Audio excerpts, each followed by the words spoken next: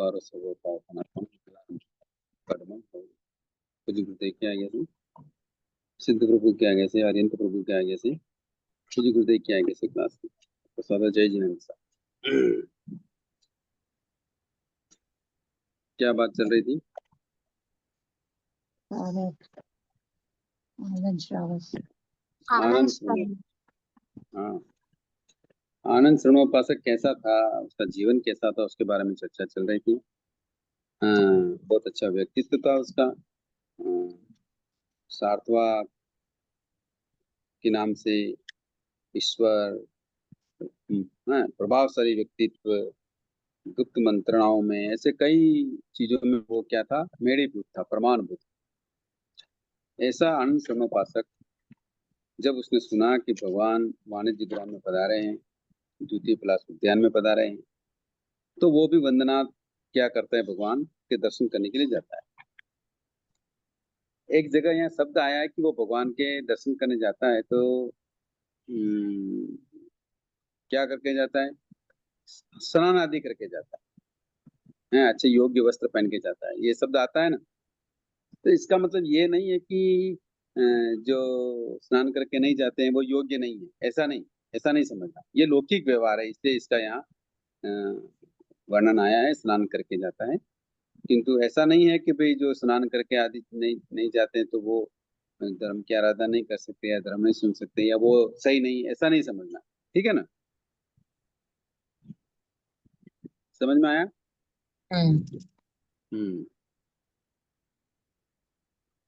भगवान की धर्म देशना सुनकर आनंद के मन में क्या प्रतिक्रिया हुई, इसके बारे में हम विचार करते हैं।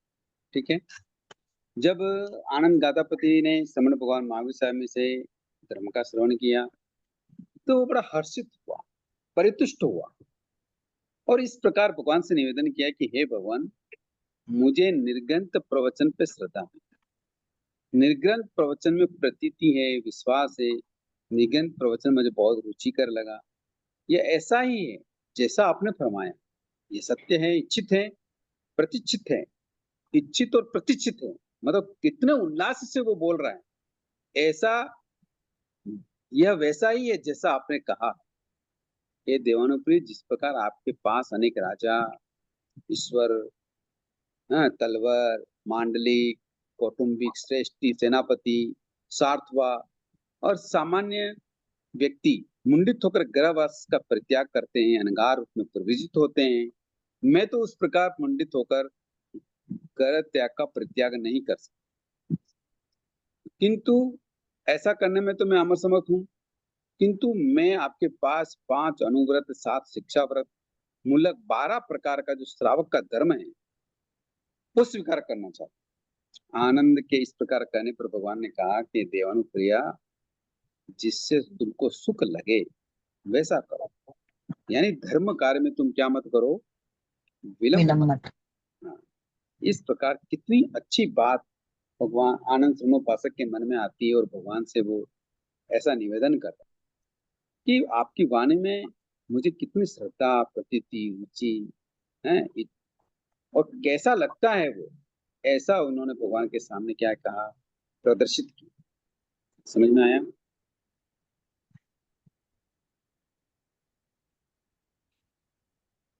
यहाँ आनंद गातापति का नाम लेके ही धर्मोपदेश दिया या दूसरा धर्मोपदेश को देखकर नहीं दिया, ऐसा नहीं। ऐसा वर्णन आता है ना, आनंद गातापति और जन समुदाय को भगवान ने उपदेश दिया।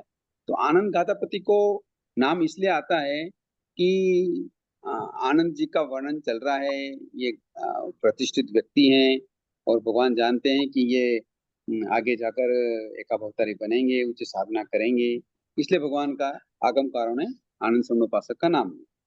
समझ में आ गया?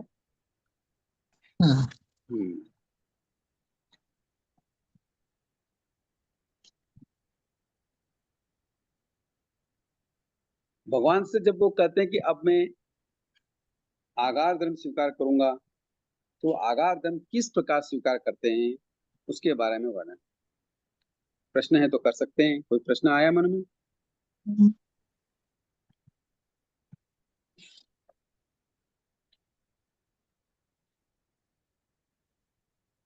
किसी के मन में प्रश्न नहीं? चलो मैं प्रश्न करता हूँ आपसे कि आनंद सरोपासक की जो धर्मपत्नी थी वो कैसी थी, कोई बता सकता है? एक बार क्वेश्चन हम्म? रिपीट करें जयवंत साहब। आनंद सरोपासक की जो धर्मपत्नी थी वो कैसी थी, उसके बारे में बता सकते हो? सुशील थी। वो भी धार्मिक और सुशील और धर्म। धार्मिक कैसे? भगवान की वाणी तो सुनी नहीं है, धार्मिक कैसे? कल आपने फरमाया था उस हिसाब से तो सुशील और सुयोग्य, जैसे जैसे आपने बताया था। धर्म के बारे में कुछ बताया नहीं था, बट हाँ तो जैसे इसीलिए तो होना पूछा ना, क्या बताया, जी। क्या सुनने लायक क्या बात आपने याद रखी, याद रखने लायक क्या बात सुनी आपने, वो बताओ। नारी के जो गुण होने चाहिए एक धर्म सहायिका के, वो हम्म? सारे तो क्या नारी गुण के होने या चाहिए? नारी के क्या गुण होने चाहिए बताओ, आप बता दो।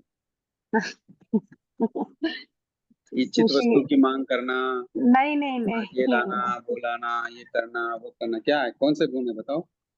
नहीं नहीं, मतलब सम्मान देने वाले। अब जैसे एक धर्म सहायिका होनी चाहिए, किसी चीज में किसी भी कार्य में बाधा उत्पन्न नहीं करने वाले, इनफैक्ट साथ देने वाले। धर्म सहायता। वही तो मैं सुनना चाह रहा हूँ, कैसे कैसे धर्म कैसे साथ श्रद्धा। देंगे? धर्म तो अभी सुना नहीं, अंतराय तो नहीं धर्म दे। सहायता तो हो ही नहीं सकती। धर्म में क्या नहीं, सहायता देगी, अभी धर्म सुना नहीं, भगवान धर्म की वाणी सुनी नहीं। नहीं, भगवान की वाणी नहीं सुनी, लेकिन उनको अंतराय भी नहीं दी ना किसमें अंतराय नहीं दी? धर्म करने में। अरे धर्म में तो अभी आनंद सरोपासक खुद धर्म सुनने गए ही नहीं भगवान के, तो क्या अंतराय देंगे? जय जिनेंद्र साहब, हाँ आप बताओ। वो अपने पति के हर चीज में सहयोगी थी हम्म। और कोई भी बात में उनसे नाराज नहीं होते थे। हाँ देखो, ये बहुत अच्छी बात लगी, ये किसने याद रखा, कौन बोल रहे हैं ये? नीतू कुंभट।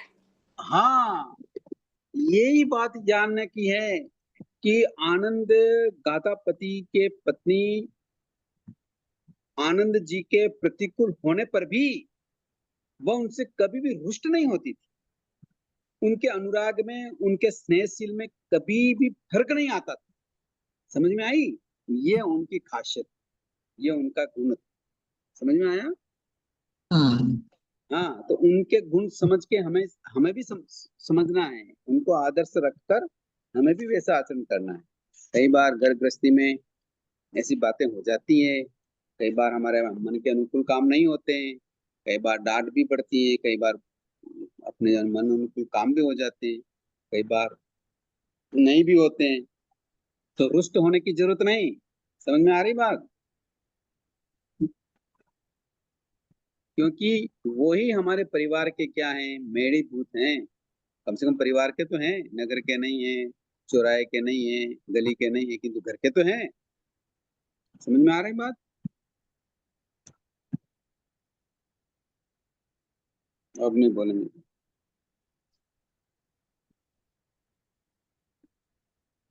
नहीं आई समझ में? जी गुरुजी, हाँ जी आपने भाई साहब। हम्म। ये अगर धार्मिक व्यक्ति बनना है तो पहले कई तरह की बातें हमारे जीवन में होनी चाहिए, तो उसका भी वर्णन किया था एक बार क्लास में। क्या नाम है उनका, 35 मार्ग मार्गानुसारी की। अनुसार ही के हाँ, जी। तो कई चीजें होती हैं यहाँ, एक एक शब्द जो है वो इतना मार्कर है हमारे जीवन के लिए कि आगम में कोई भी शब्द फालतू नहीं होता, ये ध्यान रखना। समझ में आया बात? जी। अब आनंद श्रमोपासक ने धर्मोपदेश सुन लिया भगवान से, आगार धर्म सुना, अनगार धर्म भी सुना, किंतु भगवान से वो अनगार धर्म तो स्वीकार नहीं कर सकते, अपने आप को असमर्थ समझा उन्होंने, और वो आगार धर्म स्वीकार करते हैं। वो आगार धर्म कैसे स्वीकार करते हैं?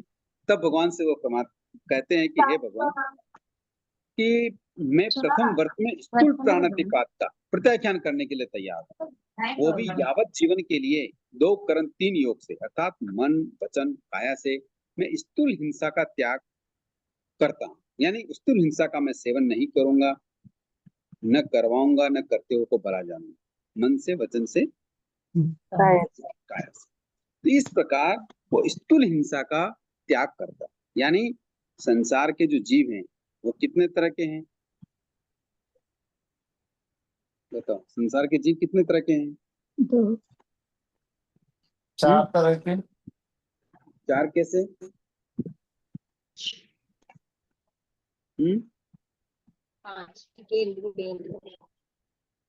अलग अलग। हाँ जी, 4 कैसे? 5 एकेंद्रीय बेंद्र तेंद्रीय चुरंदी पचंद्र।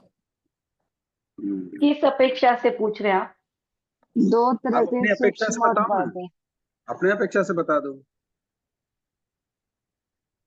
5 तरह के होते हैं।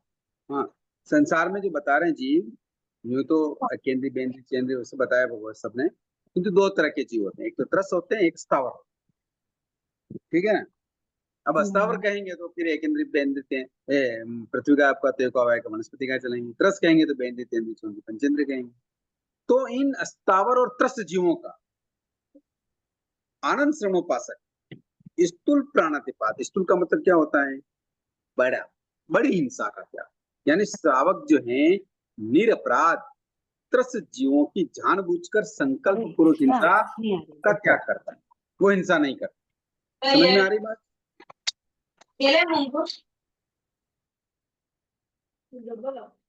समझ में आया?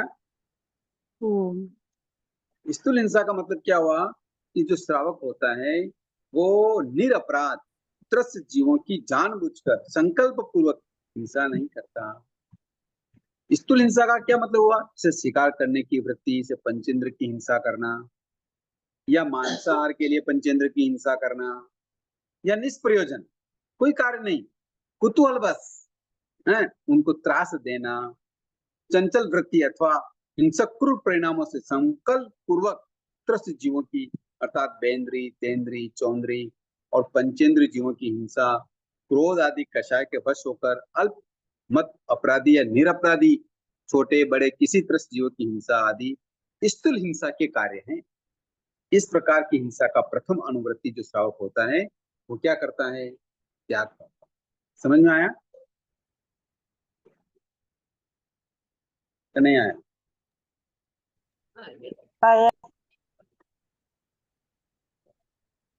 यानी त्रस्त जीवों की हिंसा का तो वो क्या होता है? त्यागी होता है। अब शेष हिंसा कौन सी रह गई?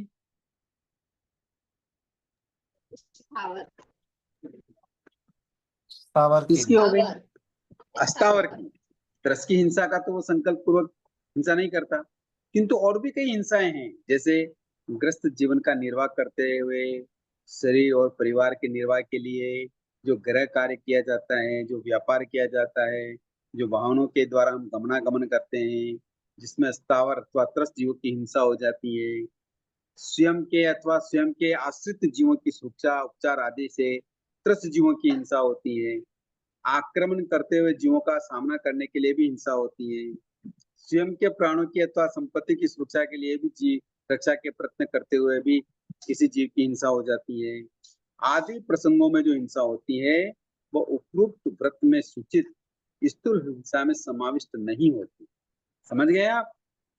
जिस श्रावक इसका श्रावक को क्या होता है? आगार होता है। जैसे मान लो कोई मकान बना रहे, अब मकान बनाने का कोई त्यागी होता है क्या श्रावक? नहीं होता है। तो मकान बनाते समय स्थावर की तो हिंसा होती है, किंतु उसके साथ वो त्रस्त जीवों की हिंसा करता है कि नहीं करता है? त्रस्त जीवों की हिंसा होती है कि नहीं होती है? दोनों होती है। होती है। तो वो हिंसा का आगार रहता है श्रावक, वो उसकी संकल्प पूर्वक नहीं करता है। इसलिए मकान बनाते हुए, कोई व्यवसाय करते हुए, घर के कोई कार्य करते हुए, या कभी कोई अपने आश्रित जो जीव हैं या व्यक्ति हैं या परिवारजन हैं, उनके उपचार के लिए कभी त्रस्त जीवों की हिंसा करनी पड़ी, या और कई भी वाहनों में हम इधर उधर गमनागमन करते हैं, या घर की सफाई करते हैं, साफ सफाई करते हुए कभी जीवों की, त्रस्त जीवों की हिंसा होती है, या स्नान करते हुए ऐसे कई कार्य करते हुए आप जब ये जो हिंसा होती है त्रस्त जीवों की, तो ये हिंसा जो हम ये स्थूल हिंसा का त्याग कर रहे हैं त्रस्त जीवों की, उस हिंसा के अंतर्गत नहीं आती। इस हिंसा का ग्रस्त के क्या रहता है? आगार रहता है। समझ में आई बात कि नहीं आई? समझ आ गई गुरुजी। हम्म। तो इसमें क्रिया से तो अपने को लगता ही है, कर्म तो बनते ही है।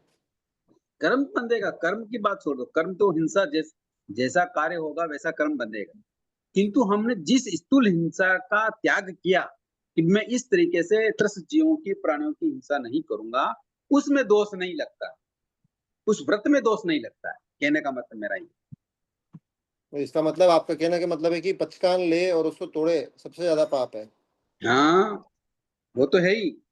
किंतु हमने जिस तरीके से स्थूल हिंसा का यानी त्रस्त जीवों का निरपराधी और जानबूझकर या संकल्प पूर्वक जो हमने त्याग किया है, वैसा त्याग घर गृहस्थी में करते हुए, कार्य करते हुए, व्यापार का कार्य करते हुए, वाहनों से गमनागमन करते हुए, और किसी उपचारार्थ जो परिवारजनों की हम जो सेवा करते हैं उसके अंदर जो हिंसा हो जाती है, या कई बार संपत्ति की सुरक्षा या संपत्ति बनाना, मकान बनाना, या और कोई भी जो हिंसा त्रस्त जीवों की हमारे द्वारा होती है, वो हिंसा इस व्रत के अंतर्गत इंक्लूड नहीं, वो आगार वाली है।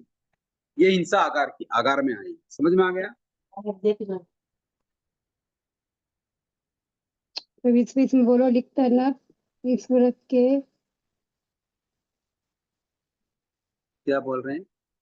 ये जो मकान बनाते समय वो वापिस बोलो ना। हाँ, जैसे हमने मकान बनाया, अब मकान बनाते हुए स्थावर जीवों की हिंसा तो होती है, किंतु जब मान लो किसी श्रावक के त्रस्त जीवों की हिंसा का त्याग है, किंतु मकान बनाते समय भी कई बार मेंढक मर जाते हैं, कई छिपकलियां मर जाती हैं, कई बार छोटे मोटे सांप मर जाते हैं, ऐसे कई चीजें मरते हैं कि नहीं मरते हैं? मर जाते हैं। तो उनकी हिंसा का उसने त्याग नहीं किया है, वो आगार वाली हिंसा है, और उस हिंसा का पाप तो उसको लगेगा। किंतु जो व्रत जिस तरीके से लिया है, उस व्रत में उसको दोष नहीं लगेगा। समझ में आया?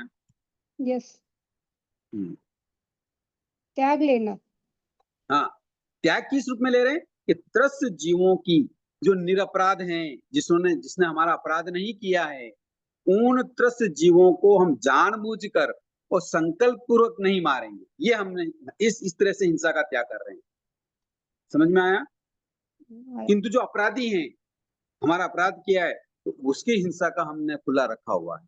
किंतु जिसने अपराध नहीं किया है, जो निरपराधी है, और उसका हम जानबूझकर और संकल्प पूर्वक हिंसा नहीं करेंगे। समझ में आया?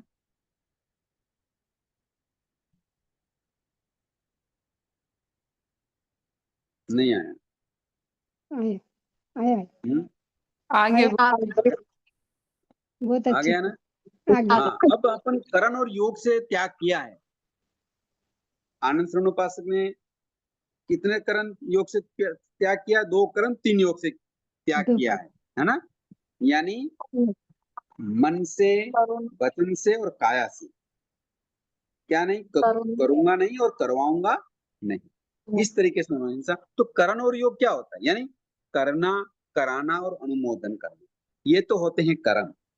मन और वचन और काया, ये क्या होते हैं? योग। ठीक है ना? तो करना और कराना और अनुमोदन करना, ये 3 करण, अर्थात हिंसा आदि जो पाप कार्य स्वयं करना, दूसरों को आदेश देकर हिंसा करवाना, हिंसा करने वालों का भला जानना या अनुमोदन करना, हिंसा को अच्छा समझना, ये तो 3 करण हो गए। समझ में आ गई बात? और मन, वचन और काया, ये 3 योग हो गए। अर्थात किसी भी कार्य को करने के लिए ये 3 साधन हैं। यानी इन तीनों योगों से, यानी मन, वचन, काया से करना, करवाना और अनुमोदन क्रिया, ये 3 करण 3 योग होते हैं। किंतु आनंद श्रवणोपासक ने स्थूल हिंसा का 3 योग और 2 करण से क्या करते हैं? वो त्याग कर। समझ में आ गई बात? हाँ, मन से कैसे होता है, इसके एग्जाम्पल ले। जैसे पाप कार्य करने का स्वयं संकल्प करना, मन में ही अपने अधीन व्यक्ति को पाप कार्य कराने की प्रेरणा करनी, आदेश देना, या मन में ही जो कोई पाप कार्य किया उसे अच्छा मानना, देखकर अथवा सुनकर अत्यंत खुश होना। यहाँ मन से करने कराने में जैसे प्रसन्नचंद्र राजऋषि का उदाहरण हम ले सकते हैं, या तेंदुलमच्छ का उदाहरण हम ले सकते हैं। यानी मन से कार्य करने कराने का निर्णय करना, मन में ही मंत्र स्मरण से हिंसा प्रवृत्ति की स्वयं की जा सकती है, मंत्र के द्वारा या मन में विचार के द्वारा भी दूसरों से हिंसा करवाई जा सकती है। तो मन से हिंसा इस प्रकार होती है। समझ में आया?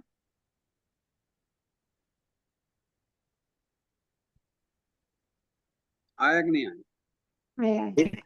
गुरुजी कोई चीज की अनुमोदना करते हैं उसमें भी तो पाप तो लगता ही है। अनुमोदना तो पूरा दिन आवाज नहीं कितनी आ बार रही, करते हैं। आवाज नहीं आ रही। अनुमोदना, हाँ, अनुमोदना बहुत बार कर लेते हैं ना गुरुजी। अनुमोदना खुली है श्रावक। अनुमोदना बहुत बार कर लेते हैं। अनुमोदना कोई पूछता अच्छा है क्या? अनुमोदना अच्छा। का त्याग नहीं करता है श्रावक। अभी कोई अच्छा, तो कोई पूछता है ये चीज अच्छी है तो अपन को क्या बोलना चाहिए? विवेक रखो, विवेक से बोलो, इसलिए तो अनुमोदना खुली है श्रावक को। विवेक रखना चाहिए। क्या बोलना चाहिए? कई बार याद रख के उसकी प्रशंसा करनी ही पड़ जाए तो ऐसी चीज तो आपके यही मिल सकती है, और कहाँ मिल सकती है? या ऐसी चीज तो आप ही बना सकते हैं, और कौन बना सकते हैं? समझ में आया बात? थोड़ी भी जानकारी जिसको रहती है ना गुरुजी, वो पता चल जाता है कि वो टॉन्ट मार रहा हाँ, है। तो अच्छा पता चल जाता तो उसको भी ये पता रहेगा कि ये श्रवणोपासक हैं, ऐसी भाषा का ही यूज करेगा। अच्छा, पता लग भी जाता है तो सामने वाला को ये भी तो पता रहेगा, हाँ ये श्रवणोपासक है, ऐसी भाषा यूज करेगा। गुरुजी हम लोग तो कोई चीज अच्छा लगता है तो मिच्छामि दुक्कडम बोल देते हैं। मिच्छामि दुक्कडम बोलने की जरूरत नहीं, इसमें मिच्छामि दुक्कडम बोलने की क्या जरूरत? तो वो जो चीज वो पूछते हैं और अगर अच्छा है तो उसकी अनुमोदना करते हैं तो पाप तो लगता है ना, तो फिर अनुमोदना करने का तरीका बताया ना मैंने आपको। जैसे मान लो आपके घर में कोई अच्छी सब्जी बनी, माता जी ने बनाई या बहू ने बनाई, अब उसकी बहू की प्रशंसा नहीं करो तो क्या होगा? नाराज हो जाएगी। तो कैसे? अगर मान लो उसने पूछ लिया, नहीं पूछे तो ठीक है शांति रखो, और मान लो पूछ लिया कि मम्मी जी सब्जी कैसे बनी, तो क्या कहेंगे? अच्छी नहीं बनी। मेरी धर्मपत्नी कई बार मुझसे पूछती है आज साग किसान बनी, तो मैंने तो ये यही कहता हूँ जो बनाती वो सब अच्छे बनाती, मैं रुचि से खाता हूँ। बात खत्म हो गई।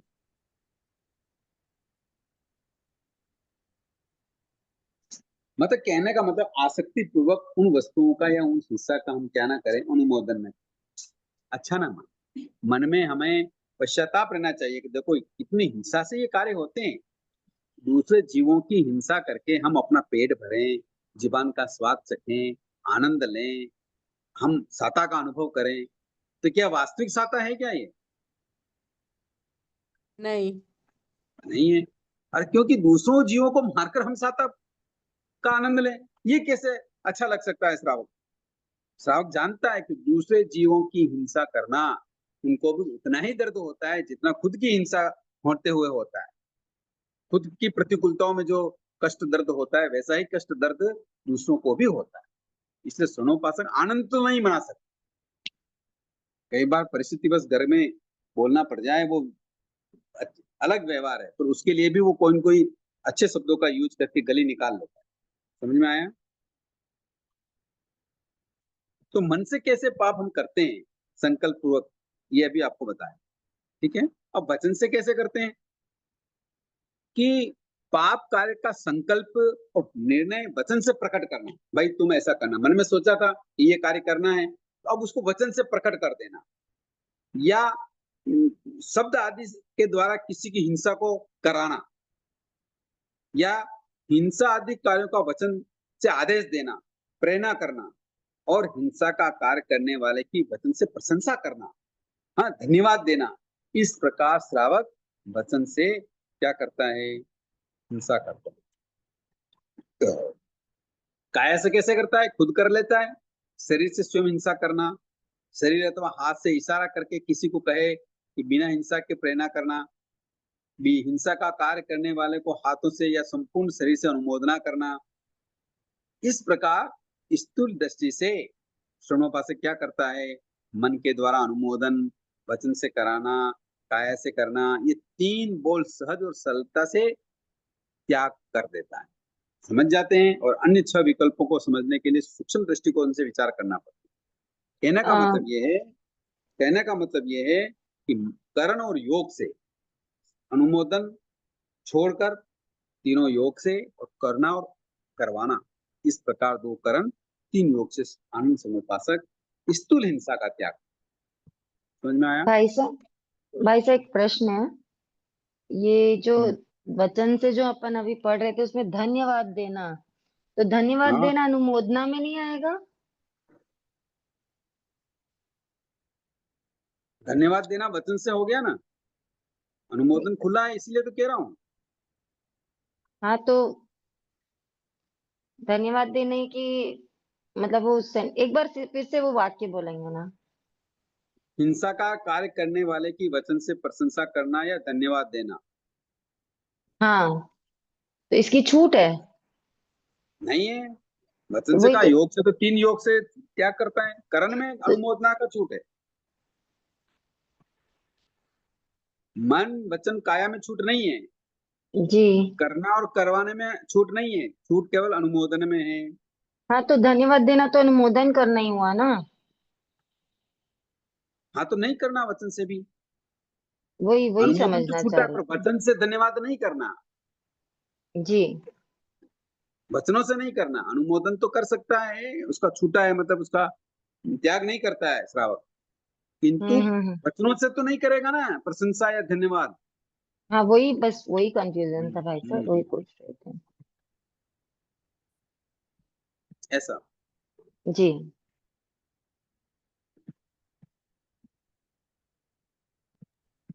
धन्यवाद तो अलग अलग सेंस में भी तो हो सकता है कि कोई किसी की हेल्प कर दे मार के भी, तो वो धन्यवाद दे रहा है, तो वो गलत हो जाएगा ना। तो अब हिंसा का धन्यवाद नहीं दे रहे हैं हम, यही तो, धन्यवाद अलग अलग हो जाता सहायता का धन्यवाद दे रहे हैं कि हाँ आपने सहायता दी। अब कोई हिंसा करके देता है तो हम उसको थोड़ी ये बोलते हैं कि हिंसा तुमने अच्छी करी, ऐसा थोड़ी बोल रहे हैं। अपन इसमें वचन थोड़े ले रहे हैं बस, हम्म, वो अलग धन्यवाद है, ये अलग। हाँ, डिफरेंट है, थोड़ा फर्क है। जैसे अभी हिंसा कैसे होती है बताया, कि स्थूल हिंसा कैसे होती है, कि शिकार करने की वृत्ति में पंचेंद्र की हिंसा करना, मांसाहार के लिए पंचेंद्र की हिंसा करना, इसके लिए वचनों से धन्यवाद दिया जा सकता है क्या? नहीं। तो स्थूल हिंसा की बात चल रही है यहाँ, तो स्थावर हिंसा की बात थोड़ी चल रही है कि मान लो सब्जी बनाई तो भी उसका भी हमको विवेक रखना चाहिए, किंतु वो तो स्थावर जीव है ना, जी। उसका तो खुला है, त्याग है, त्याग नहीं है उसका। तो यहाँ जो अनुमोदना का खुलापन है, या वचनों से, मन से, वचन से, काया से जो त्याग किया जा रहा है, वो स्थूल हिंसा का त्याग किया जा रहा है। समझ में आया? जी। जैसे गुरुजी, पूर्व परिणामों से संकल्प पूर्वक त्रस्त जीवों की हिंसा करना, बेंद्री का, तेंद्रे का, चौंद्रे का, पंचेंद्रे का, ऐसा ऐसा करते हुए हम धन्यवाद दे सकते हैं क्या? नहीं। जैसे नहीं इंडस्ट्रीज दे लगाई, किसी ने बड़ी फैक्ट्री लगाई, तो हम उसका धन्यवाद कर सकते हैं क्या? नहीं कर उसकी सकते। नहीं वचनों से नहीं प्रशंसा कर सकते हैं क्या? नहीं।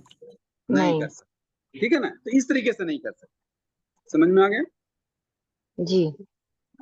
किंतु किसी ने मान लो धर्मस्थल बनाया, फिर प्रशंसा करना कि नहीं? उसको धन्यवाद करेंगे, हाँ, समझ में आ गया क्यों कर रहे हैं? वहां धर्म आराधना करेंगे है, उसको तो। वहां भी जो हिंसा हुई है उसके लिए हम उसको धन्यवाद नहीं दे रहे हैं। समझ में आया?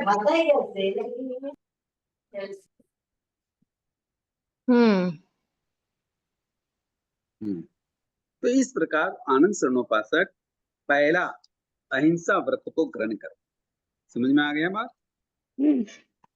जी। इसके साथ ही साथ हम अतिचार भी पढ़ेंगे, तो दोनों बातें साथ साथ चलेगी। ठीक है ना? यहाँ आगमकारों ने तो अलग अलग दे रखा है, तो अपन साथ में चले। तो मान लो ऐसे अहिंसा व्रत को ग्रहण करके कि मैं स्थूल हिंसा का त्यागी हूं और संकल्प पूर्वक निरपराध किसी भी जीव को जानबूझकर कैसे जानता हुआ नहीं मारूंगा, ठीक है ना, जान करके नहीं मारूंगा, जानबूझकर क्या करेगा वो नहीं मारूंगा, इस प्रकार की वो हिंसा लेता है।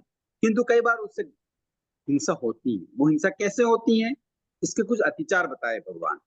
क्या बताए कि बंद का मतलब होता है कि कई बार हम मनुष्य को, पशु को आदि को इस तरीके से बांध देते हैं जिससे सांस लेने में तकलीफ, उसका जो रक्त का संचार हो वो बाधित हो जाए, या उसके जो अवयव हैं, आंख है, कान है, नाक है, ग्रीवा है, ऐसे कई ऐसे कोमल अवयव भी होते हैं जिनको संकोच विस्तार करने में उनको कठिनाई हो या आर पानी करने में बाधा पड़ जाए। इस प्रकार के घाड़ा बंधन नहीं बांध सकते किसी भी जीव, रस्सी से उसके इतना बंधन ऐसा नहीं बांध सकते कि उसको इस तरीके से कष्ट होने लग जाए। तोता मैना को जैसे पिंजरे में बंद करना, जैसे कुत्ते को घर में किसी पिंजरे में बंद करना है, इस प्रकार बंदी बनाना, ये इस अहिंसा व्रत का पहला अतिचार, जिसको क्या कहते हैं, बंद, बांधना नहीं। किस तरीके से नहीं बांधना, जो अभी बताया, समझ में आया? गुरु जी, घर पे कुत्ता रखते हैं तो उनको तो बाहर लेके जाते तो बांधना तो पड़ता ही है। हाँ, तो ऐसा नहीं बांधना, श्रावक का या वो नहीं है, श्रावक का कर्तव्य नहीं है ऐसा कुत्तों को बांधना। नहीं, बाहर लेके जाएंगे उसको टहलने या उसको कहीं काम के लिए। नहीं, वो बांधना नहीं होता है। यहाँ बंधन कैसा बांधना कि जैसे सांस लेने में तकलीफ हो जाए, उसका अच्छा, रक्त संचालन रुक जाए, उसके कोमल अवयव को संकोच विचार नहीं कर सके, हाँ, आर पानी खाने पीने में उसको बाधा उत्पन्न हो जाए, ऐसा गाढ़ बंधन नहीं बांधना, या फिर पिंजरे में बंद नहीं करना। एक एग्जांपल दूं सर। हाँ, जैसे गाय बैल वगैरह को मुंह पे एक जाली बांध देते हैं ताकि वो खाना नहीं खा सके, जानवर को। ऐसा नहीं करना। हाँ, ये उस इसके लिए मना कैटेगरी में किया है। आएगा, ये हाँ, उस इस कैटेगरी में। हाँ, जी हाँ। किंतु कई बार कोई पशु ऐसा होता है जो उजड़ होता है, उजड़ समझ गए ना, जान करके फसलों को नष्ट करने वाला, दूसरी जगह भी उसके खाने पीने की वस्तुएं हैं, चारा है, दूसरे घास पर उसको नहीं खा के फसलों को नष्ट करने वाला ऐसा जानवर भी होता है कई बार। तो ऐसे जानवर के लिए क्या होता है कि कई बार गले में या पाँव में वो एक लकड़ी डाल देते हैं, आपने जी देखा होगा कई बार, जी ताकि हाँ, वो जी हाँ। जल्दी से इधर उधर भगे नहीं, मतलब सही रास्ते पे चलती रहे, थोड़ा सा उसको इशारा करते हैं तो वो सही रास्ते पे आ जाए और भग नहीं जाए, या ऐसे फसलों को नष्ट ना कर दे। तो उसके लिए जो ये बंधन बांधा है, तो वो बंधन भी गाढ़ नहीं होना चाहिए। नहीं ऐसा सर, वो ऐसा नहीं होना चाहिए कि उसके रक्त संचालन में तकलीफ आ जाए। अदर वे राउंड भी होता है एक। अदर वे राउंड का मतलब दूसरी तरह से कि कोई बैल वगैरह जैसे भाग के दौड़ के चला नहीं जावे तो उसको हाँ, उसकी स्पीड रोकने के लिए गले में हाँ, भारी तो लकड़ी वो बांध तो देते खुला हैं। है, वो श्रावक के खुला है, वो अतिचार नहीं, अच्छा, वो खुला है। वो अतिचार नहीं है। ओके सर, ठीक है, हम्म। ठीक है सर। यानी किंतु कि ऐसा किसी को भी जबरदस्ती दुख मत दो, मतलब यही है ना। हाँ, जबरदस्ती नहीं बांधना, जैसे कहा ना पिंजरे में बंद कर देना शौक के लिए, ऐसा पिंजरे में जैसे तोता बंद करते हैं, कई बार मैना बंद करते थे, कई बार ऐसे जानवरों को बंद करते, कई बार हम कुत्तों को भी घर में रखते हैं तो पिंजरे में बंद कर देते हैं। तो इस तरीके से नहीं बांधना कि उनकी स्वतंत्रता छिन जाए। हाँ, खाना पीना मूवमेंट रेस्ट्रिक्ट हाँ, हो जाए उनका। हाँ, ऐसा नहीं करना, ठीक है। ये अहिंसा व्रत का पहला अतिचार है। इस तरीके से हम, पशु हो या मनुष्य, कई बार दास दासी भी होते हैं। पहले पुराने जमाने में अपने इधर मेवाड़ में हारी रखते थे, हारी समझ गए ना, हारी किसे कहते समझ रहे हैं? नहीं, काम करने के लिए रखते हैं। हाँ, काम करने के लिए, खाना पीना ओढ़ना पहनना रहो और काम करो, बस ऐसे हारी होते हैं। पहले रखते थे, अब तो बंद हो गया ये सारी चीजें, अब तो चीज चेंज हो गया। पर ऐसे व्यक्तियों के साथ भी इस तरीके से बंधन का व्यवहार नहीं कर सकते। ठीक है, हाँ, ये उनको पहला अतिचार। उनको अगर खाना देना है, टाइम पे खाना नहीं दिया, मतलब खेत पे काम कर रहा है, हाली, हम लोग हाली बोलते हैं उसको। हाँ, हल हल जो हल टाइम पे जोतता है देना वो, पड़ेगा। जो हल जोतता है, चलाता है, उसको हाली बोलते हैं। तो जो हम्म एग्रीकल्चरल हेल्प है, जैसे घर में हम्म काम करने वाले डोमेस्टिक हेल्प, ऐसे ही हम्म एग्रीकल्चरल हेल्प बोलते हैं, हाली बोलते हैं। अब हम्म हाली सुबह 4-5 बजे वो खेत पे चला गया, 10 बजे हम्म। ओनर की जिम्मेदारी है कि वो उसका खाना लेके जावे। हम लोग हाँ, खाना जाते लेके थे। जाए या उनको छुट्टी करे, खाना खाने के लिए छुट्टी करे। नहीं, छुट्टी तो, खाना तो वही खाता है ऑन द स्पॉट खेत पे ही, लेकिन हाँ खाना हाँ घर से जैसे 10 बजे 11 बजे पहुंचना चाहिए, वो दो हाँ बजे तक नहीं पहुंचाया आपने, हाँ हाँ, ये नहीं होना, ऐसा नहीं तो होना। वो भी, इस प्रकार उसको आर पानी भूखा में रखना बाधा नहीं एक पड़ती। बराबर नहीं है ना। हाँ, ये बराबर नहीं है, अतिचार है। इसलिए तो बोला है आर पानी में बाधा न पड़े, जी हाँ, जी हाँ, जी हाँ। इसलिए ये पहला अतिचार है जिसको बंद बताया गया है। दूसरा अतिचार है वध, यानी हम किसी के अंग का भंग करना या मर्म। कोई प्रश्न है क्या?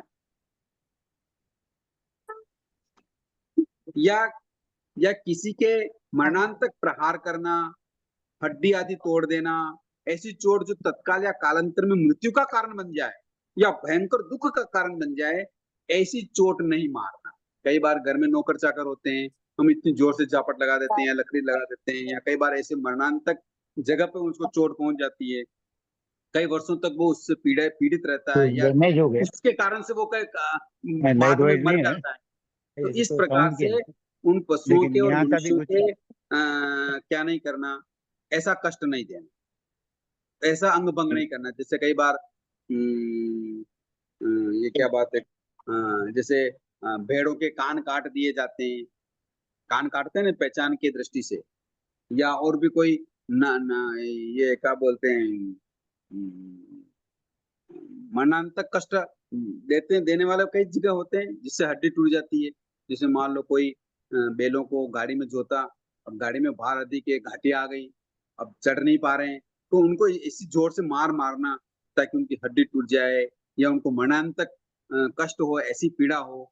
तो इस तरीके से श्रावक क्या नहीं कर सकता, ऐसा ऐसा कार्य नहीं कर सकता। ऐसा कार्य करता है तो अतिचार लगता है, उसको बोलते हैं वध। समझ में आया?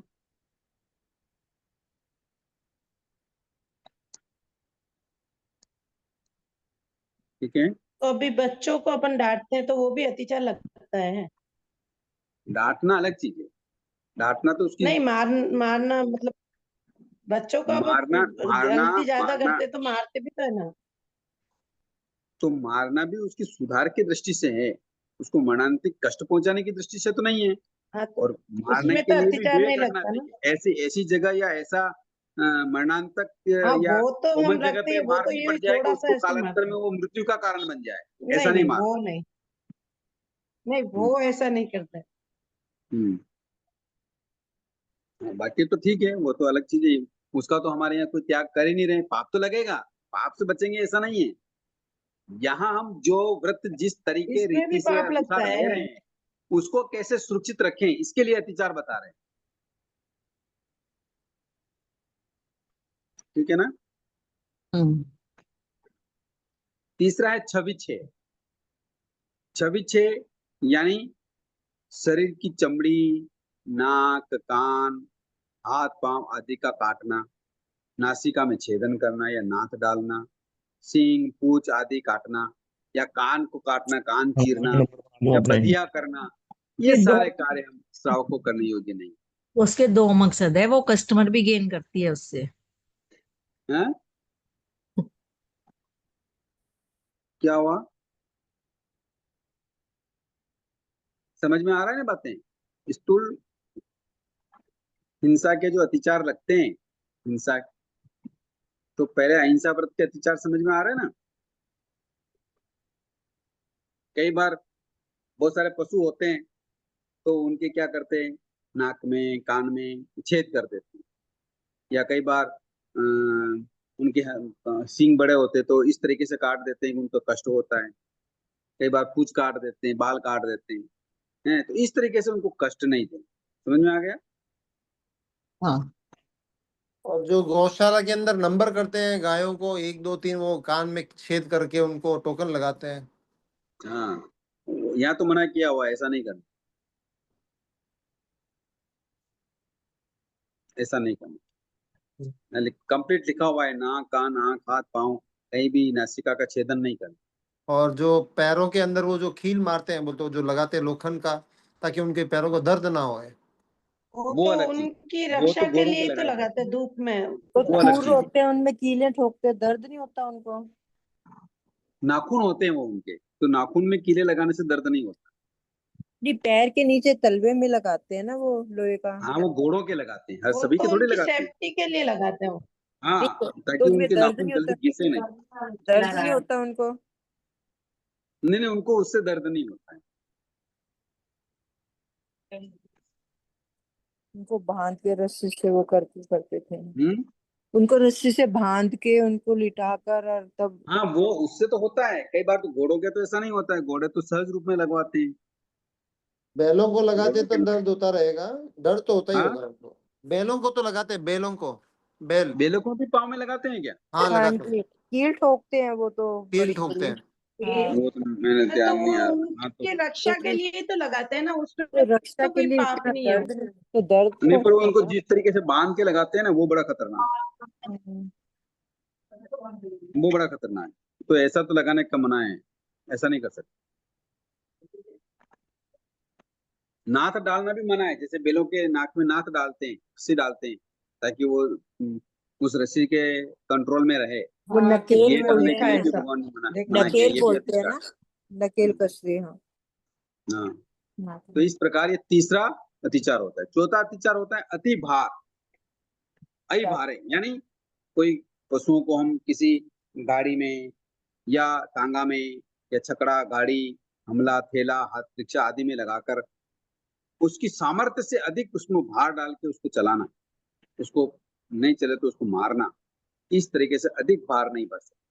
जिसकी कैपेसिटी है, तो मान लो ठीक है, 2 बोरी वो उठा सकता है, 1 बोरी का वजन खींच सकता है, तो 1 बोरी 2 बोरी ही उस पे रखनी चाहिए, उन्हें 5-7 बोरी डाल के फिर उसको मार मार के उसको चलाएं, तो ऐसा अति भार नहीं भरना चाहिए। ऐसा होता है तो फिर वो अतिचार का दोष लगता है। घर में भी कई नौकर चाकर होते हैं, उनके कैपेसिटी से अगर हम उनसे ज्यादा कार्य कराते हैं, तो ये भी श्रावक के लिए सही नहीं है। समझ में आ गया? ये टांगे वाले भी वो बड़ा वो करते हैं उनको, मतलब डंडी वो चुभौते रहते हैं वो। करते हैं तो तांगे वाले कौन से श्रवणोपासक हैं? नहीं मतलब वो भी ऐसे चुभाते रहते हैं, वो भी दोष तो लगते हैं उनको भी बहुत। अरे उनको तो लगता ही, वो तो आज के पेन भी तांगे वाले होता में है कौन से उनको, श्रवणोपासक हैं? वो तो है नहीं, उनको क्योंकि पेन भी। श्रवणोपासक के घरों में भी जब ये 4-4 गोकुल हैं, 40-40 हजार गायें हैं, तो उनके जो गाड़े घोड़ी हैं, उनमें जो भार भरना और फिर उनको चलाना, इसके लिए मना है। इसे आनंद श्रवणोपासक इस तरीके से तो ही व्रत अंगीकार कर रहे हैं, और यानी इन अतिचारों से वो बचते हैं, इनका त्याग करते हैं। इस तरीके से मैं अतिचार नहीं लगाऊंगा।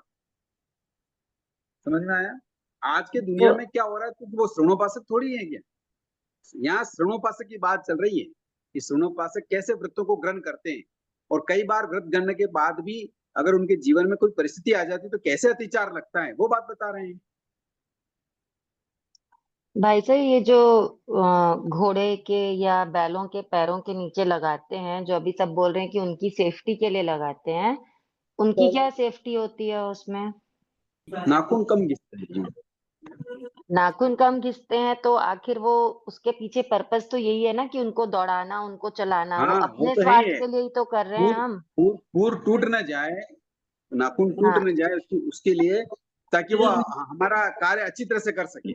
हाँ हाँ, मतलब कहीं ना कहीं स्वार्थ तो हमारा ही छुपा है हाँ, ना वो तो उसमें। है, इसलिए तो मना किया ना भगवान ने, ये नहीं जी कराना। ये जी। मना किया, नाक डालना, अंग काटना, नाक, कान, हाथ, पांव आदि कहीं कहीं भी उसको चोट पहुंचाना, ये सब मना किया भगवान ने, ऐसा नहीं करना। हाँ?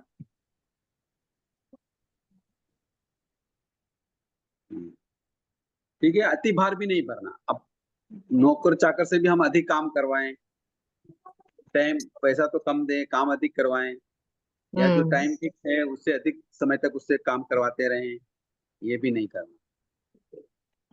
ठीक है, जी। करा रहे हैं तो उनको अतिरिक्त पैसा देना। अब है भक्त पान का विच्छेद, यानी जो पशु हैं या मनुष्य है या जो कर्मचारी हैं आदि, मान लो किसी ने कोई अपराध कर दिया है तो उसका दाना पानी रोक देना, ऐसा नहीं कर सकते। मान लो कोई पशु है, उजड़ है, किसने गलती कर दी, तो अब उसको हम शाम को आर पानी न दे, खाना पानी न दे, तो ऐसा नहीं। या कोई नौकर है, उसकी गलती हो गई, टूट गया, कोई सामान टूट गया, कोई उससे बात हो गई, तो उसको खाना पानी बंद कर दें, ऐसा श्रावक नहीं कर सकते।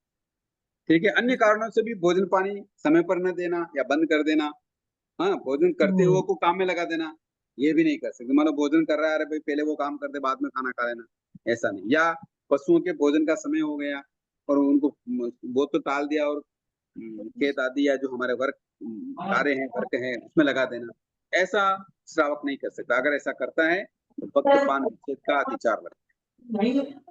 समझ में आ गया? हाँ सर।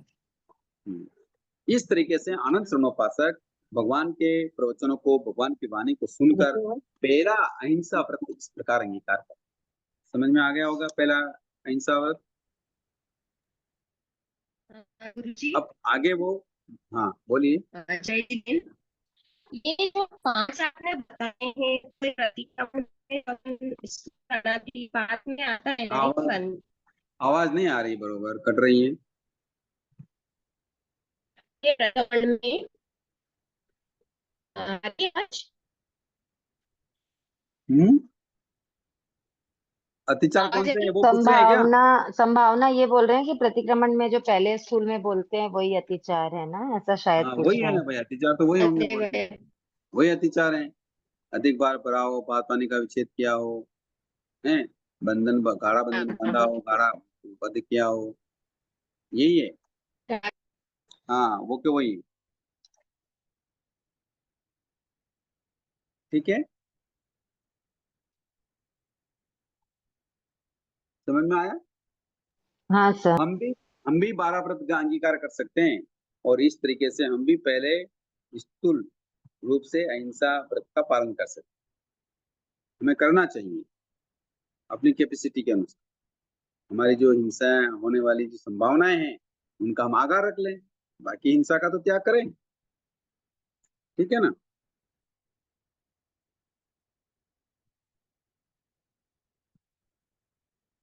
इस प्रकार आनंद श्रवणोपासक 2 करण 3 योग से जाव जीवन के लिए हिंसा व्रत को अंगीकार करते हैं।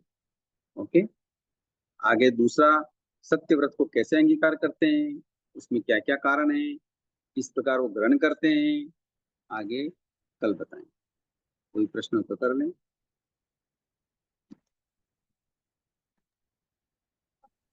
गुरुजी, अगर घर में अपन साफ सफाई करते हैं तो फिर दवा तो छिड़कना पड़ता है थोड़ा कि वापस नहीं होंगे जीव जंतु, तो उसमें भी पाप लगेगा? लगता है, दवा छिड़कना त्रस्त जीव की संकल्प पूर्वक हिंसा नहीं कर सकता श्रवणोपासक। अगर नहीं, आप पर ऐसा कर रहे हैं साफ सफाई करके तो आगार रखें व्रत लेते समय, ये सोच लें कि हमको ऐसा करना पड़ेगा, तो इसका हमको आगार है। अच्छा गुरुजी, जैसे ना चाहते हुए भी मजबूरी में करना पड़ता है, जैसे दीमक आ जाती है घर में, मतलब इच्छा नहीं होती कि ऐसा करें, पर मजबूरी में उनको मारना पड़ता है, पर दुख होता है, मतलब दवाई छिड़कवानी पड़ती है। तो मैं यही तो कह रहा हूँ ना, जो कार्य जिसका हम त्याग नहीं कर सकते हैं उसका त्याग का खुला करें। बाकी ऐसा नहीं लें कि त्रस्त जीवों की हिंसा का मैं संकल्प पूर्वक निरपराधी को नहीं मारूंगा, ऐसा ना कहें। ऐसा कहें कि जो घर के कार्य हैं, उदय वगैरह, गुड नाइट लगाना, मच्छर है, नाली साफ करना है, नाली में दवाई छिटकना, या बाथरूम लेटरिन में वो क्या डालते हैं, हार्पिक्स। हाँ हार्पिक्स वगैरह डालना, ये इन सभी चीजों की खुलासा करके ही स्थूल हिंसा का त्याग लेना चाहिए। बाकी तो व्रत में तो ये लिखा हुआ है, त्रस्त हिंसा निरपराधी, त्रस्त हिंसा का हम जानबूझकर संकल्प पूर्वक हिंसा नहीं करेंगे। तो अगर कर रहे हैं जानबूझकर संकल्प पूर्वक, वो निरपराधी है, तो फिर आप दोष लगेगा, आपको अतिचार लगेगा। तो पहले से ही हम व्रत ग्रंथ जब कर रहे हैं तब ऐसा करें, ऐसा विचार करें कि मान लो कभी उदय आ गई, उसका मेरे आगार है, मच्छरदानी लगाते, वो गुड नाइट वगैरह लगाते हैं, उसका आगार है। लेटरिन बाथरूम में हार्पिक वगैरह यूज करते हैं, या बाथरूम में यूज करते हैं, किचन में यूज करते हैं, किचन में डिटर्जेंट यूज करते हैं, जो पानी बह के नाली में जाता है, नाली में कपड़ों कई में बार करते हैं। हमको औषधि छिड़कानी पड़ती है। इन सब का हमको क्या करना पड़ेगा, आगार रखना पड़ेगा। इसका पाप आगार लगे। रखते हैं गुरुजी, आगार तो रखते हैं, पर आगार तो रखा है, पर वो टाइम पे अपने को क्लीन करने के लिए अगर एक बार दवा तो छिड़कना पड़ता है, तो वापस मिच्छा में दुक्कड़म खमत कामना करना क्या जीवों को? इच्छा में दुक्कड़म देव, वो अच्छी बात है, इसमें कोई मना नहीं है, किंतु वो पाप आपके खुला है तो पाप तो लगेगा। पर गुरुजी मन से आपको तो नहीं व्रत में दोष नहीं लग रहा है, हम यहाँ व्रत की चर्चा कर रहे हैं। हाँ पाप किसमें नहीं। लगेगा किसमें नहीं लगेगा इसकी चर्चा नहीं कर रहे हैं। हमने किस रीति से व्रत ग्रहण किया है और उस व्रत को हमको कैसे निभाना है, इसलिए हम ये चर्चा कर रहे हैं कि हमने स्थूल हिंसा का त्याग किया है, स्थावर हिंसा का तो त्याग किया नहीं। पृथ्वी का, आपका, देव का, वायु का, वनस्पति का, इसका तो हमने त्याग नहीं कर रहे हैं, किंतु त्रस जीवों का त्याग कर रहा है। अब किंतु श्रावक त्रस जीव का त्याग करते हुए भी वो निरपराधी का त्याग कर रहा है। अपराधी है उसका तो छुटा रख रहा है, और उसमें भी वो संकल्प पूर्वक नहीं करता है, जानबूझकर नहीं करता है। समझ में आ गए ना? प्रतिकर्म में तो यही लिखा हुआ है क्या? कि निरपराधी अपराध को छोड़ के संकल्प। हाँ, तो वही तो मैं कह रहा हूँ, वही मैं कह रहा हूँ। किंतु अगर वो जो उदय का मैटर है, मच्छर का मैटर है, लेटरिन बाथरूम का मैटर है, ये नाली का मैटर है, या डिटर्जेंट वगैरह जो भी डालते हैं करते हैं, उन सबका हमको आगार रखना चाहिए। तो पहले से ही हमको ये प्रतिक्रमण करते हुए उसको भी फिर चेंज होना चाहिए थोड़ा, ये वर्डिंग भी। नहीं, चेंज करने की जरूरत कहाँ है, चेंज करने की जरूरत नहीं, ये तो सबका पर्सनल अपना है।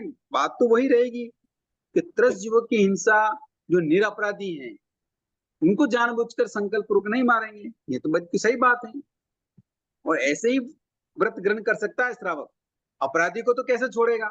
मान लो आपके घर में आया कोई व्यक्ति, आपकी बहन बेटी को छेड़ा, हाथ लगाया, या चोरी कर ली, या घर में कोई तोड़फोड़ करती, आप उसको छोड़ देंगे क्या? नहीं। ऐसा त्याग कर सकते हैं क्या आप? करेंगे तो बहुत अच्छी बात है, नहीं किंतु होगा। श्रावक ऐसा त्याग नहीं कर सकता, क्योंकि ऐसा करेगा तो कई सारी समस्याएं खड़ी हो जाएगी। ठीक है ना? तो इसलिए श्रावक ऐसा त्याग नहीं करता। किंतु जो निरपराध है, जिसने कोई अपराधी नहीं किया है, बेचारा बाहर बैठा है, कोई आदमी है, व्यक्ति है, पशु है, जानवर है, बेंद्री तेंद्री चौंद्री है, तो संकल्प पूर्वक उसको बैठ के मारेंगे क्या हम? बेंद्री तेंद्री को कभी मारते हैं क्या हम? मच्छर को भी मारते हैं क्या हम? यूं तो नहीं मारते। यूं तो मच्छर मान लो हमारे हाथ पे, मुंह पे कहीं बैठ गया तो हम उसको मारते हैं क्या? मारते नहीं, गलती से यूं कई तो बार नहीं मारते, किंतु गुड नाइट लगाते कि नहीं लगाते हैं? नहीं, गुड नाइट तो लगाते हैं। नहीं तो लगाते। फिर अगर लगा रहे हैं तो ऐसी चीजों का पहले ही हम आगार रखें। समझ में आ गया? ये तो गुरुजी अपन श्रावक के 12 व्रत लेते तभी अगर ले लेते हैं ना। हाँ, बस ठीक है। तो व्रत लिए हैं तब आगार लिए होंगे आपने।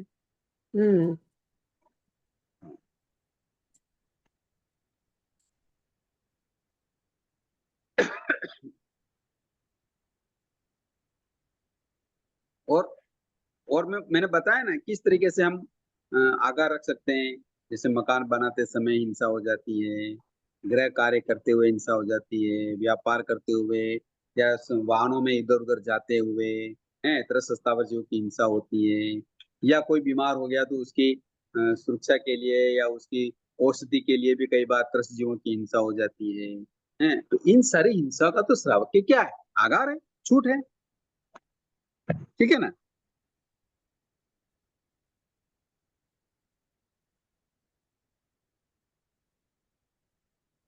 ठीक है, समझ में आया बात?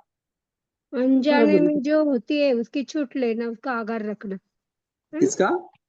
अनजाने में जो अपनी से गलती होती है, जो अपन ना सोचे, ना अपने मन से नहीं, अनजाने में हो रही, जैसे सब्जी कट कर रहे हैं, कोई घर की साफ सफाई कर रहे हैं, तो अनजाने में हो रही, तो इसका आगार लेना। हाँ, वो तो है ही नहीं ना, संकल्प पूर्वक की बात है यहाँ। जानबूझकर, जान करके संकल्प पूर्वक निरपराधी को हिंसा का त्याग करना या हिंसा करना, इसका त्याग करता है श्रवणोपासक। अब मान लो घर की सफाई करते हुए या मान लो बर्तन मांजते हुए डिटर्जेंट का प्रयोग कर रहे हैं, किंतु वहां कई बार त्रस जीवों की उत्पत्ति हो जाती है, तो उस डिटर्जेंट से वो त्रस जीव नहीं मरते हैं क्या? करते हैं। मरते मरते हैं। ये उसका आगार है, किंतु वो संकल्प पूर्वक तो नहीं कर रहा है, किंतु वो तो सब है, तो सब निरपराधी। तो ऐसी जगहों से हिंसा जो हो रही है, तो उसका पहले से ही हमें खुलासा रखना चाहिए। समझ में आ गया? अब मान लो बस में बैठ के जा रहे हैं, तो बस में बैठने जा रहे हैं, कार चला रहे हैं, स्कूटी चला रहे हैं, कहीं भी कुछ भी कर रहे हैं, तो उसके नीचे कोई त्रसजीव नहीं आता है क्या? आता है। तो फिर उसका त्याग है क्या हमारा? उस हिंसा का त्याग है क्या? नहीं नहीं है।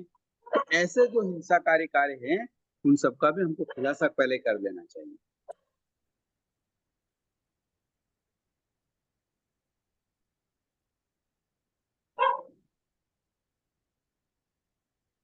ठीक है। गुरु जी एक सवाल है, 12 व्रत लेते वक्त इतना ध्यान दिया नहीं, जितना समझ आया इतना ले लिया, बट उसके बाद में लगता है कि ये चीजें अपने को रूटीन लाइफ में लेके आना ही पड़ता है, अपन उससे बच नहीं सकते हैं, लेकिन दोष लग ही रहा है, तो क्या करना चाहिए?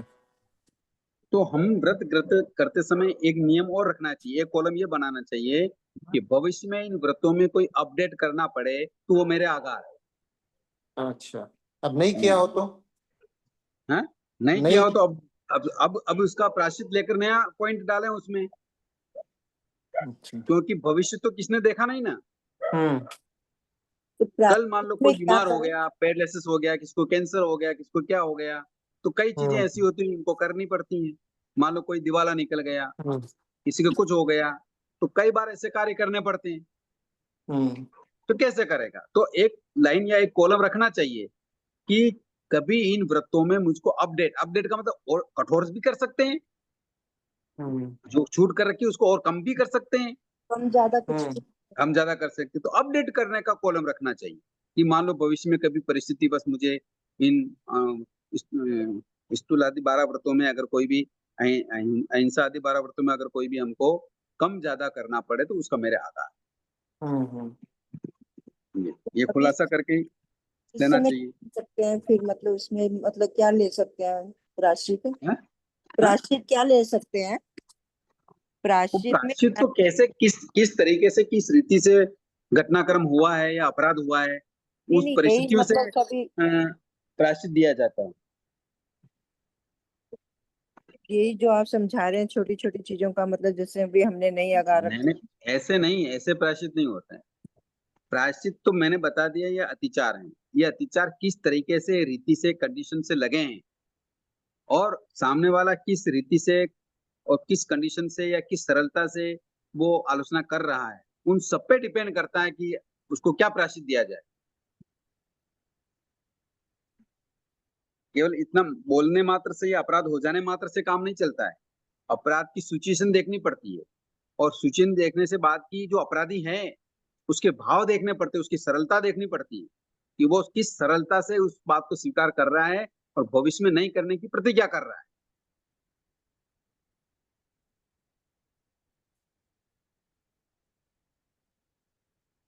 ठीक है। बहुत बहुत धन्यवाद। यूं सामान्य रूप से देखा जाए तो एक अपराध का एक सामयिक का दंड मिलता है। एक्स्ट्रा जो ले रखी है आपने सामयिक करने का नियम, उससे एक्स्ट्रा करनी पड़ती है। तो गुरुजी कुछ प्रायश्चित तो ले सकते हैं ना अपन? ले सकते हैं ना, मैंने कब कहा नहीं ले सकते, लेना चाहिए। हाँ, क्योंकि अपने प्रायश्चित से लेने वाला ही आराधक होता है। मतलब जैसे हमें जाने अनजाने में किया हुआ है और मतलब ध्यान भी नहीं है, जाने अनजाने की बात अलग है। सोच समझकर अगर कोई बात हो गई है, जो अतिचार बताए हैं उसमें अगर गलती हुई है तो आलोचना करनी चाहिए। मतलब ध्यान भी नहीं है तो तब भी कर लें, तो फिर उसके लिए मतलब क्या करें? वो तो हम प्रतिक्रमण में रोज करते ही हैं, विषाम दुग्रम देते ही हैं, फिर उसमें क्या दिक्कत? अनजाने में कोई हो रहा है, जानकारी है भी नहीं, तो इसकी आलोचना तो हम प्रतिक्रमण से करते ही हैं।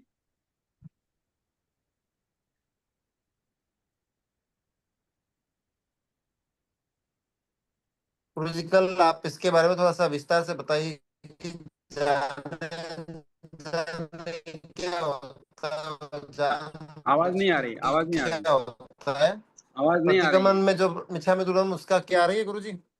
कल आप ये हाँ, अब आ रही है। बताइए, जाने अनजाने में क्या होता है और जान के करते उसका क्या डिफरेंस है? हाँ हाँ पति का वो मन में मिच्छा में दुक्कड़म देते हैं, उसका क्या प्रभाव है, और प्रायश्चित देने का क्या प्रभाव है? कल बताओ ठीक। गुरुजी। हाँ हाँ क्या है, जानबूझकर तो नहीं करते, पर घर में अभी कोई गंदगी है, साफ सफाई, एक आधा कॉकरोच देख लिया कि ज्यादा बढ़ेंगे नहीं, तो वापस दवाई छिड़क लेते हैं कि दूसरे और नहीं बढ़ेंगे। तो उसमें हमको प्रायश्चित ले लेते हैं तो चलता है कि नहीं? क्योंकि अगर तो ये तो किए हुए है 12 व्रत, पर कभी दवा भी बराबर छिड़कनी किए हुए, पड़ती पर आपने आपने आगार रखा ही नहीं ना उसका। अगर आगार नहीं रखा तो आगार रखें, वापस नई शुद्धिकरण करें। है। अगर तो रख के ही किए, पर बस अपने से आगार रख के पाप किए हैं, फिर आप कॉकरोच को बाहर निकाल रहे हैं या क्रोकोच नहीं आए उसके लिए दवाई छिड़क रहे हैं, तो फिर तो आगार है ही है। अब इसमें क्या आपको प्रायश्चित लेना है? वो तो पाप लगेगा। पाप तो फिर भी लगेगा गुरुजी। इसका इसका आपको मन में पश्चाताप है, तो पश्चाताप पूर्वक मन में प्रतिक्रमण करें संध्या को। पश्चाताप तो होता ही है। हाँ, तो प्रतिक्रमण करें। अच्छा।